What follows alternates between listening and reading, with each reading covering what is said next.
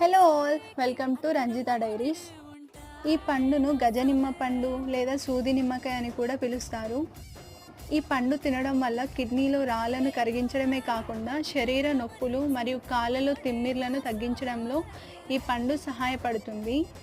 ఈ పండులో vitamin C ఎక్కువగా ఉండడమే కాకుండా ఇది తినడం వల్ల రోగనిరోధక శక్తి కూడా పెరుగుతుంది మరియు చర్మాన్ని కూడా ఆరోగ్యంగా ఉంచడంలో సహాయపడుతుంది.